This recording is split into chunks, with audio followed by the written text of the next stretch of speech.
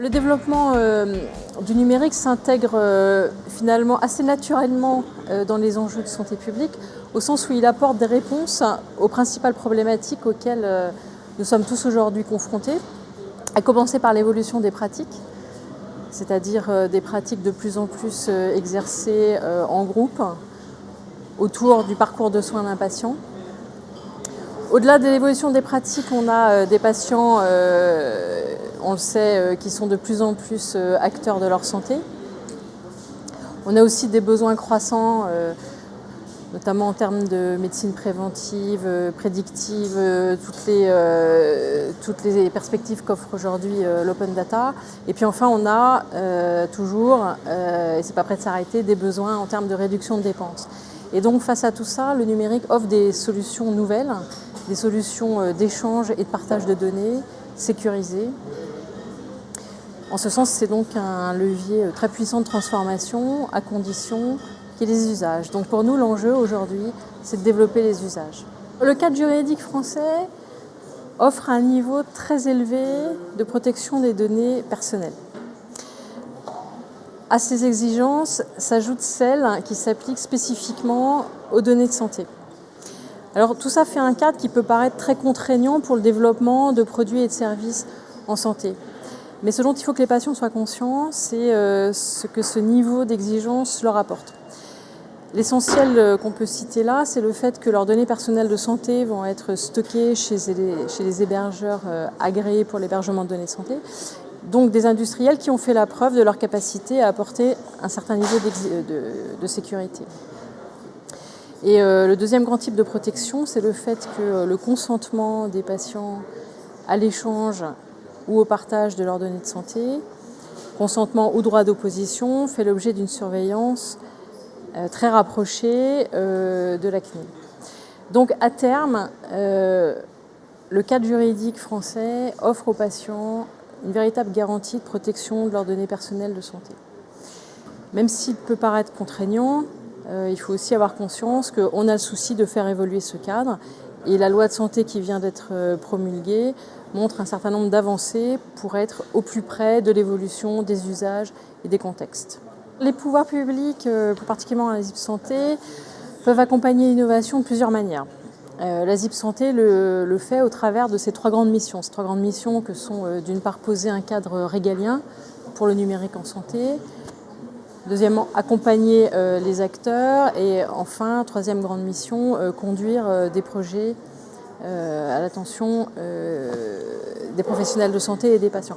Au travers de ces trois grandes missions, la ZIP Santé a à cœur d'encourager l'innovation.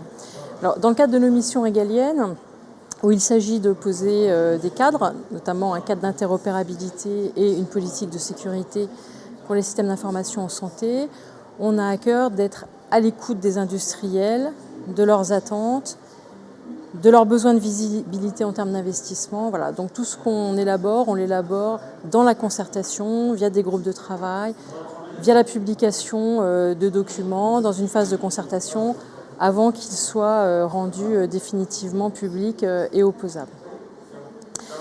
Dans notre deuxième grand type de mission, qui est accompagner les acteurs, là il s'agit de faire la pédagogie de ce cadre, de répondre aux questions, de montrer, de rendre lisible l'évolution de l'urbanisation du paysage des systèmes d'information en santé. Enfin, dans le cadre de notre troisième mission, qui consiste à mettre à disposition des services en santé, nous sommes nous-mêmes confrontés à des démarches d'innovation. Lorsqu'on a livré le DMP en 2011, il s'agissait d'un projet totalement innovant. C'est d'ailleurs la raison qui explique un certain nombre de difficultés auxquelles il a été confronté.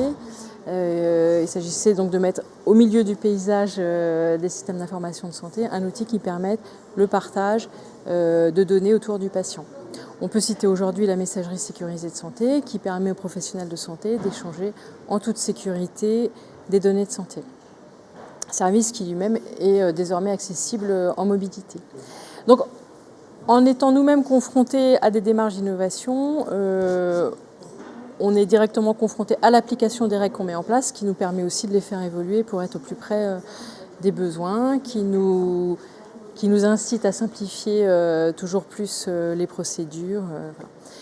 Donc l'ensemble de ces missions nous conduit à réfléchir sur la meilleure façon de faire avancer l'innovation, à tel point que la ZIP Santé a lancé pour 2016 un programme innovation qui réunira au sein de la ZIP l'ensemble des compétences pour pouvoir faire avancer ce domaine. La ZIP Santé participe au Trophée de la Santé Mobile 2016 pour plusieurs raisons. La première, évidemment, c'est encourager les initiatives, encourager le développement des usages, puisqu'encore une fois, c'est ça qui permettra la véritable révolution en santé qu'on attend tous. Une autre raison est aussi mieux faire connaître l'ensemble des infrastructures que la ZIP Santé met à disposition de l'ensemble des acteurs, donc pas uniquement les usagers, les professionnels de santé, les patients, mais aussi les industriels, puisque toutes les infrastructures qu'on met en place sont destinées à favoriser l'interopérabilité et la sécurité pour l'ensemble des systèmes d'information en santé.